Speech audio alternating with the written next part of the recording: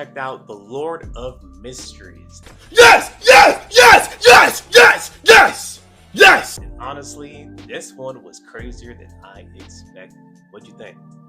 Man, that animation blew me away. I couldn't believe it. Facts. That was the highest quality I have seen in a long time. Like, maintained across the whole episode, mind you. There was animating everything. It was beautiful. Like, honestly, it took me a while to catch on to the plot just because I was so distracted. You know what I mean? And mind you, the plot, like, they didn't hold our hands at all, I feel like. It starts off crazy. Like, they explain that there's, like, these pathways, and, like, if you get down the right path with, like, the right power, you can become, like, essentially a god.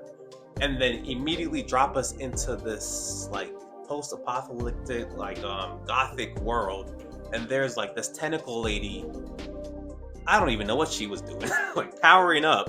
And then homie walks in there. He tries to stop her, gets stabbed through the chest. And then the world, like, blows up. It looked like right before he died, though, he got some hits off. He did get some hits off, and that's why I think she blew up. That is true. He But did get some hits off. what I'm wondering is that the future we're seeing, or is that the past we're seeing? Like, Yeah. because it felt because of that blast, that's what turned the world so apocalyptic that In the we first saw. place? Exactly. No, and that could be the case, honestly, but what made it even more confusing is after he dies in that scenario, he wakes up, right, with a gunshot wound in his head.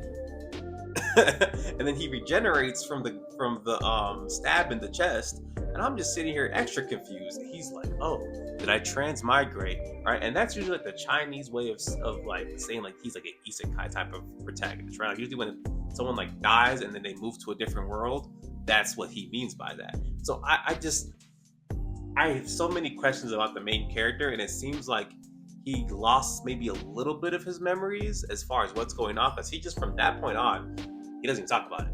And I'm like, I feel like that would be a big like thing I'd be thinking about, right? Because we're like in his thoughts, like hearing what he's thinking, and he didn't talk about the tentacle lady, he didn't talk about none of that.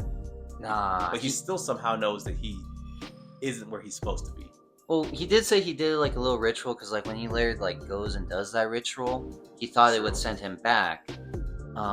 What I really caught my eyes, like he realized he was in a different body once he looked in the mirror. He's like, "Oh, that's not me." You And know? he starts reading that journal. And starts giving him some bits of knowledge of who that guy is. But then that ending, when he gets to the part where it says like you're gonna die, that's when he freaked.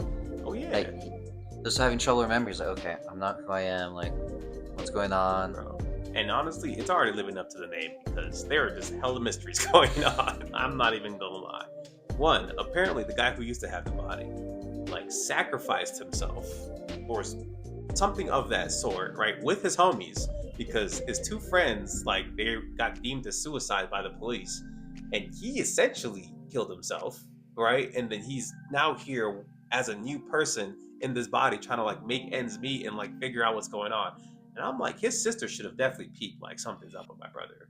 I don't know.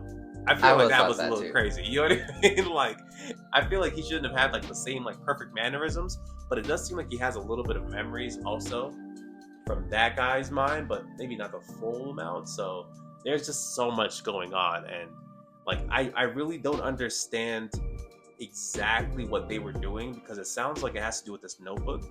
But at the same time, right, the people who went to go investigate weren't even regular police. They're these people that we know as Beyonders, right? And they're like a Beyonder organization that went to go investigate it. So that just tells me, like, whatever they were doing was probably way crazier than they're letting on, man. Oh, definitely. As they said, like, they're the secret police, so they deal with the supernatural. It's like some Men in Black type stuff. Nah, facts. You got these It's people in crazy. suits. They show up. Everyone forgets what happens there, but there's something that's going on. They show when stuff's going on. Yup. It was really interesting when he went to that market, though, and to buy the bread, to redo that whole ceremony.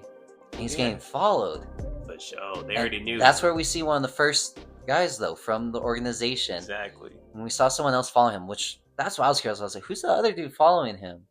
That dude ends up later saying that he was protecting him.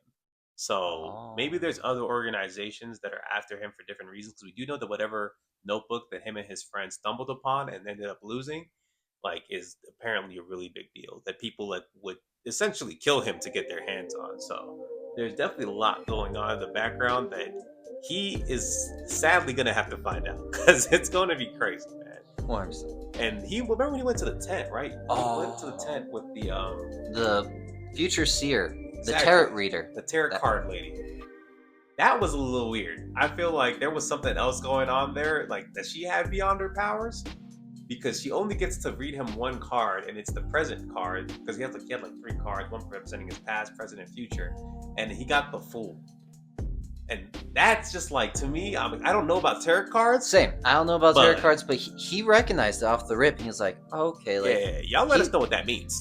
He liked it. He liked that he got it. He was rolling with it once she said it.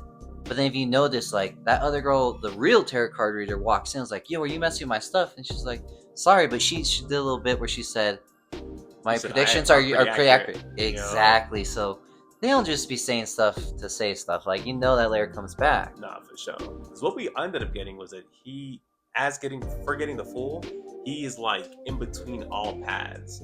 And honestly, I think that kind of makes a lot of sense for his characters, because as we see later on when he uses the transmigration ritual again, and he like ends up in this weird like realm, like universe that he can control, he summons these other 2 people like from across the continent, apparently. Yeah, different parts of the continent. Each one's from different parts. That's crazy. And he just has them in this room, and I think what was so tough for his character is like he just locked in. As soon as he realized he could control everything in there, he just like he had a full-on god complex. Like he was just like, yeah, I'm the Fool, and you guys will visit me whatever I want you to. He was just like ordering them around. That was kind of crazy.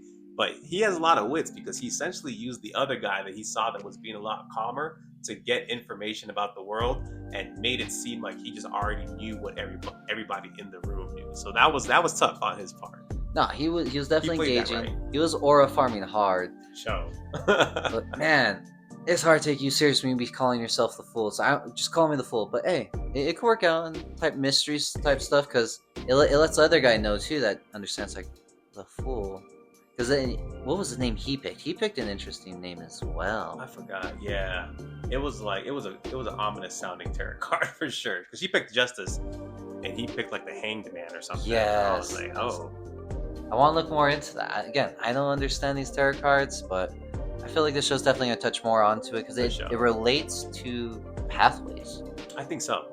Yeah. Because honestly, I can tell at least so far that the way these cards work, or not even the cards, but like the pathways work, is going to be pretty crazy. Because the organization that was after him, after they clear him like pretty much of like guilt for the most part, they invite him to join, and we find out that in their organization you can only get 4 potential pathways, so they only have access to 4 out of the 22, right? So that tells me like there must be like a lot of like secrecy around like being able to access certain pathways, and like other organizations like either don't give those like secrets out, or like to get certain like high level ones, or ones with I guess more like capabilities, you have to join certain groups. So it's going to be really interesting, because from what we can tell, it looks like he has 2. Oh, definitely. He had that You know like what I mean? fog ability, the shadow realm type stuff we can call it. Yeah. But once he gets in there, what I really found interesting is once they came to that like professor researcher dude, and he's like, oh, here, look at this. We've been trying to decipher it, and he's reading it like it's his first time. That's because he's from Earth. That's true. It was just Chinese. No, that was nuts. Okay, That was part. because what's it called, document was from the first emperor of this world, who like pretty much like, I don't know, like put the kingdom together, right? And he finds out very early on that dude was probably a transmigrator like him. And he's like, this dude's just Chinese. He's literally my people. That's why he was able to just read it immediately, which is just nuts, right? Because in a way, it's going to give him such a leg up compared to other people, because like a lot of the clues that dude might have left behind, like he doesn't have to decipher that. Yeah. And then at the end of That's that crazy. letter, the king, he was like, oh, I should have picked something else, like a seer, and that definitely helped influence his choice, because he knew what the previous one had chosen. She's like, okay, I'm not going to take the same path. This is like my warning. Exactly. It's like, I think the king knew, he's like, there might be another one, someone else like me come along, and Not for sure. And to be able to like actually conquer the kingdom or become the emperor and still think like you should have picked something else, that tells me that like he got pretty far down his path and it still wasn't something that was able to help him achieve whatever his goal was. So I'm definitely excited to see like where they go with the show as far as like him developing his powers and being able to just like do. I don't even know if it's like, because I don't think he's gonna end up being like a combative person. Really, it sounds to me like he's gonna be able, like he's gonna be like kind of like a what's it called, a strategic character, right? Where if he does some combat stuff, like he planned it out like a month in advance. You know what I mean? So Oh, yeah. it's definitely looking pretty tough, at least from his main character perspective.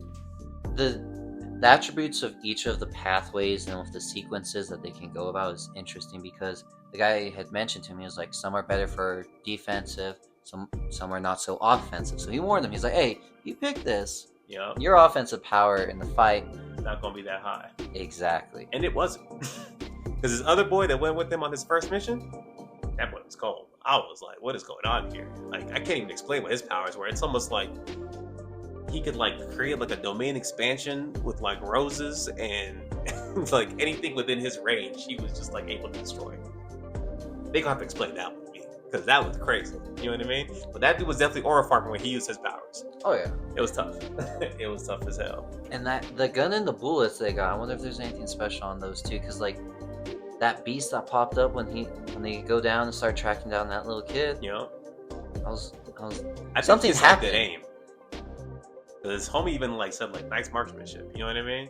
But we'll definitely see. I feel like the name implies, there's definitely a lot of mysteries.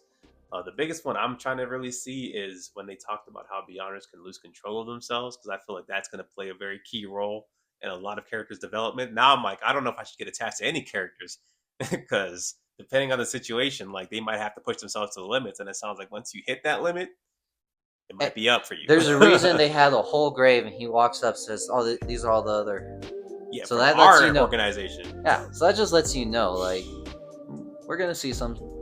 Be prepared. And we also got a glimpse of losing it, because like there's times where he himself like started to like slip out of it.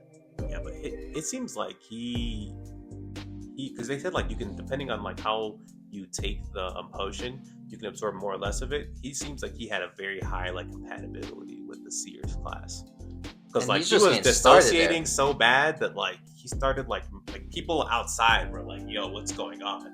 You know what I mean? So I feel like his class may not have that high offensive capacity like in the beginning, but you might start seeing him pull off some like infinite Tsukiyomi type stuff on people later on when he really has a hang of it. But we'll see, man. I'm excited. I feel like this show just started off like just super hot. You know what I mean? Oh, definitely. They It's hit us crazy. with 2 episodes to start with. 30-minute long episodes. I feel like I watched the movie. Oh yeah. I was locked in the whole time. I'm not gonna lie. And the quality did not drop. Nah, not once. That detective walked up. I see that little flash in his eye. I was like, oh, Bro, it's crazy, man. This one is definitely going to be the one to watch so far this season. And mind you, there's a lot of heat coming out. Like, you know what I'm saying? This is not like a dry season at all, but oh no. this is looking like it might be my favorite of the season so far, but we'll see. Let me not get too far ahead of myself. There is some more heat, but y'all let us know what y'all thought of this episode down below. I got to give it a 10. How about you? Oh, I definitely gotta give it a 10 as well. Yeah, that's the easiest 10 I've ever said. But aside from that, man, y'all comment, like, and subscribe down below, man. We'll catch y'all. Peace.